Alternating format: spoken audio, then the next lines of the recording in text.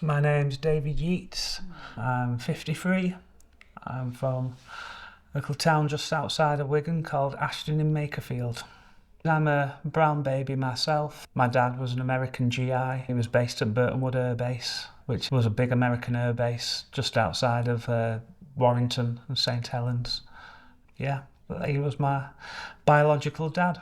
I grew up with my brother and sister and my mum and dad, so I was born in January 1971. My mum and dad had been married for 10 years. That's my stepdad, I call him dad, had been married for 10 years. And then my mum worked on the air base, had an affair with an American soldier, and I was the result. So I have a sister who's 10 years older than me and a brother who's 5 years older than me. And I was brought up in a white town, full of white people, a white family. My grandparents were white, just whiteness all around me. My family history, we came from a mining community, so my granddad, my mum's dad was a miner. My dad's dad was a miner, their fathers were mining. Wigan, St Helens, Warrington, it's a big mining community. Nobody talked about him. So when I was about 6 years old, I remember the first time I ever talked about it was when I remember being at school and kids were saying, why are you a different colour than the rest of us? Why is your brother and sister white? Why is your mum and dad white? And I didn't know what to say. Are you adopted? And I didn't even know what that term meant. So I remember going home one day when I was about 7 years old and saying to my mum, why am I this colour? And asking my dad. He started crying. First time I'd ever seen him cry. He was wiping the tears. He was like, go and ask your mum. So I asked my mum, why am I this colour, mummy? And she just said, now look what you've done. So I went through that throughout my life, from the teenage years. My mum and dad still not saying anything, everything swept under the carpet. Even though I'm brown skin in a white family. And I never said anything to my grandparents. My dad never treated me any different to the rest of the kids. My brother and sister, I was treated no differently.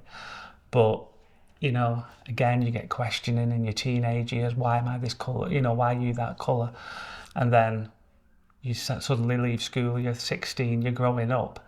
And I went to the doctors when I was about 17, and I said to the doctor, people are saying that I'm a throwback. What does that mean? And basically the doctor said that's a load of bollocks. There's no such thing as throwbacks. They've never said anything. Your mum and dad's not told you anything. I said, no, nobody said nothing to me. So that was it. I knew because kids had said, oh, you might be a throwback, so I knew that weren't right. So 18, 19, 20, my 18th birthday party, my mum and dad threw a party for me, and there's a big cake and, all friends and neighbours came and all my college friends. Well, I was on the YTS at the time. And still nothing. There was no kind of oxygen sapping meeting where my dad had to say, right, son, come on, there's something we need to tell you now. Nothing. It just continued into my 20s. So then you start getting girlfriends, You bring a girlfriend up, you're too embarrassed to say, by the way, when you walk in the house, they're all going to be white. So then they're asking questions, it's like, what is going on here? So in my 20s, started feeling a lot of resentment to my mum because kind of things are just going on and going on and going on. I started feeling quite depressed, and feeling low because I knew, because she changed the story a few times, I knew there was something not right, that she must have been lying. And then about 96, I must have been about 25, I came home from work one day, there was a note on the living room couch addressed to me.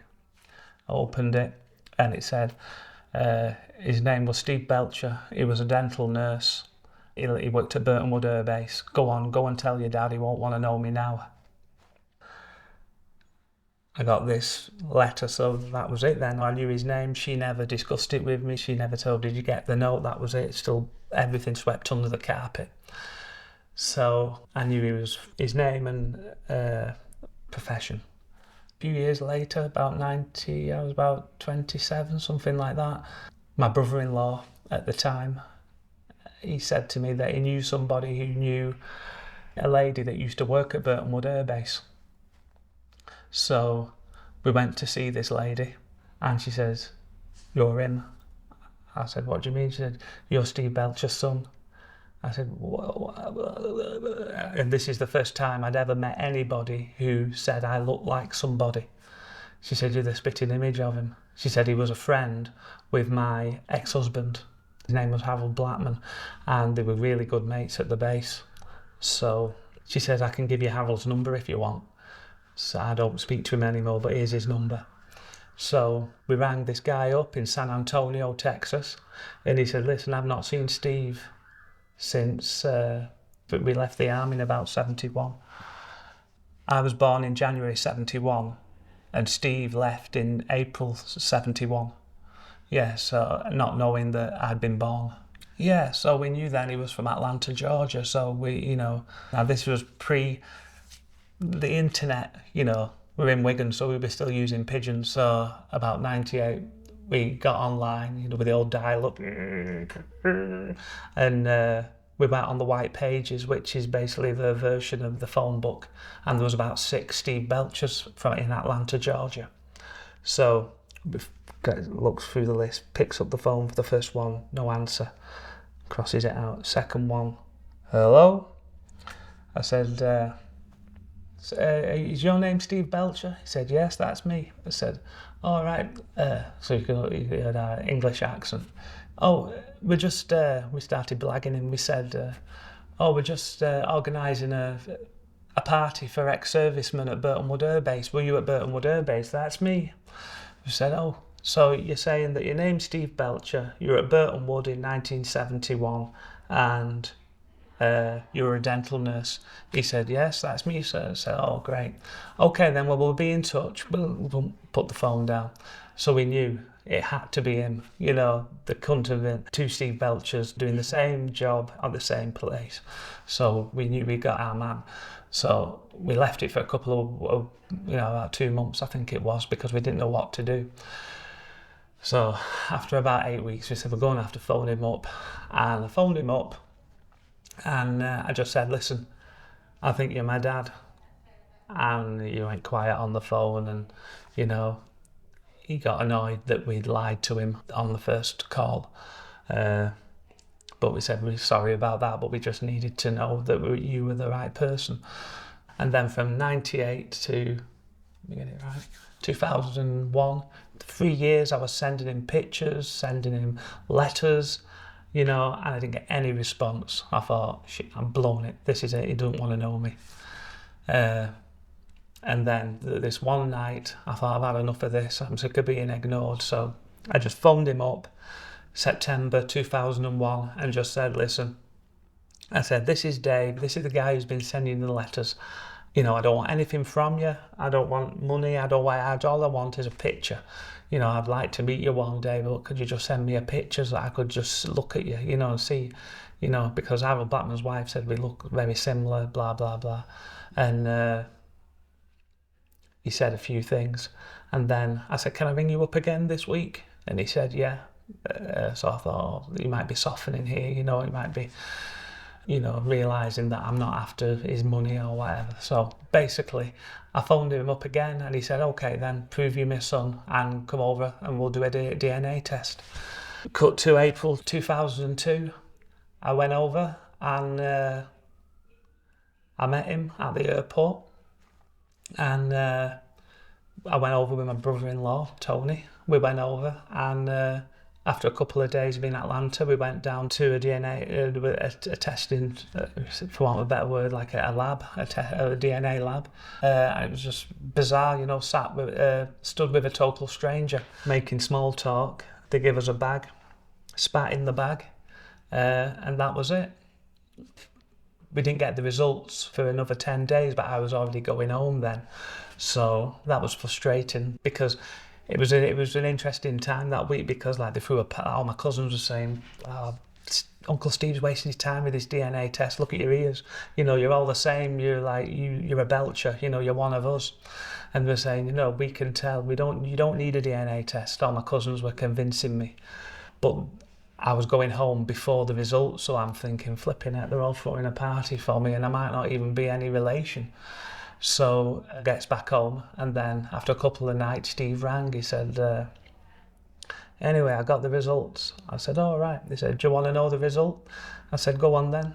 He said, do you really, really, really want to know? I said, go on then.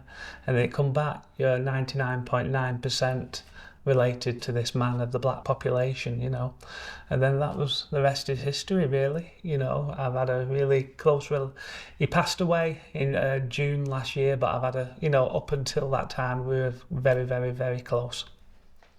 You know, we've had a great relationship. I'm still very close with all my first cousins, you know, and, you know, I felt like a whole person for the first time, you know, by meeting him.